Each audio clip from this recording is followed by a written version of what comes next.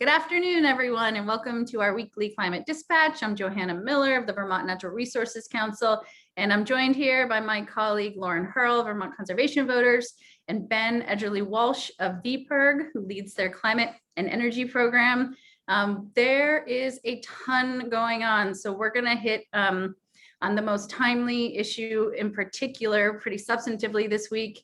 But I also just wanted to let you know that we've been keeping you abreast of the Climate Council. That work is deeply underway.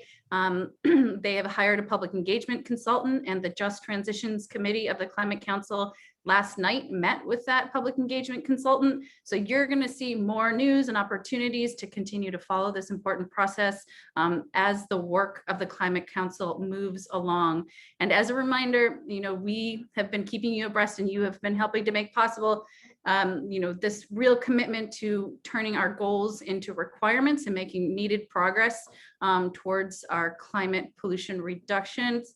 And so that work is deeply underway in the council. There's a lot of news to share there. There's a public portal for comments. We'll keep you abreast of timely opportunities to weigh in there, but stay tuned for bigger public engagement strategies.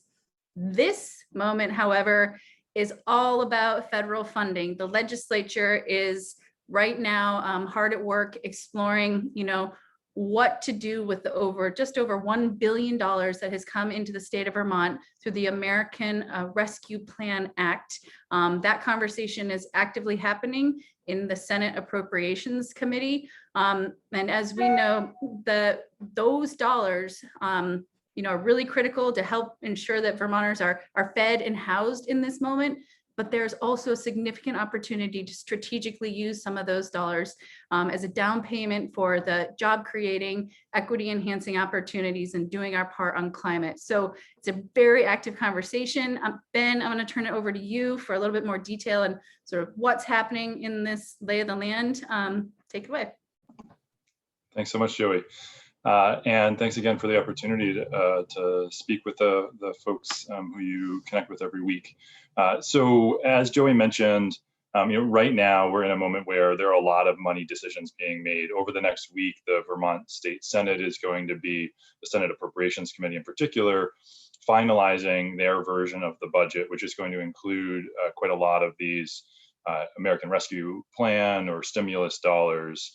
And they're planning on passing that out next Friday. So there's really a unique moment right now to let your senators know what you think should be in there. And Lauren will get more into that. So I want to just touch briefly on what came out of the House, what's in the budget that is under consideration right now, a little bit about what the governor put forward for his plan for the American Rescue Plan dollars. And very briefly, what to expect on these conversations going forward. So the House passed budget included $40 million in new funding for climate action that included weatherization, both low-income weatherization and other weatherization, funds to help municipalities become more efficient, funds for low and moderate income renewable energy. And that is, it's a step in the right direction, but it also is only a small part of the opportunity that we actually have in front of us right now. So the governor proposed just about a week ago a plan for spending the roughly $1 billion that is coming in from that stimulus bill. In that, he proposed $200 million in climate action investments, about half of that going to support the proposals coming out of the Vermont Climate Council this coming December, and about half of it that would be put to use in more specific ways today. So without getting into a ton of detail there, obviously that's something the legislature is going to be vetting. There are a lot of good ideas in there. There are a lot of other necessary things that need to happen on climate.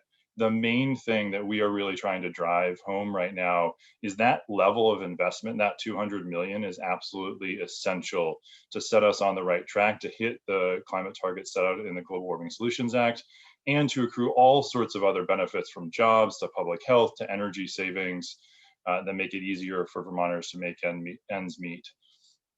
So that is the key thing that's going on right now. Going forward, you've probably heard there's also an American Jobs Plan that the Biden administration has put forward, and infrastructure spending that is going to be debated in DC in the coming months. We're very hopeful that that will ultimately pass, and that will create more opportunities here in Vermont and around the nation. And then, of course, there is also the Vermont Climate Council's plan that's due in December, and there'll be a whole host of recommendations for legislative action coming out of that. But right now, in this moment, over the next week, the Senate is going to be debating how to meet this moment, how to take advantage of the opportunities federal funds have put forward, and in particular, whether they're going to go forward with a substantial portion of this money going to climate and energy action. So Lauren, I'd love for you to fill in folks a little bit more about how they can help make that happen. Yeah, absolutely. It's exciting this week to have a really clear call to action. I feel like it's been a strange year where we haven't had as many times when we've needed people to pick up the phone, call their senators. But this week we really are in one of those moments where decisions are being made, and we have this huge opportunity to make sure that they are prioritizing climate action in a big way in how we're going to be spending these stimulus dollars from the federal government. So we are asking people to reiterate to call or email your senators. Calling is the best, but a personal email works well too, laying out why we need to make this commitment of $200 million plus for climate action using the stimulus dollars.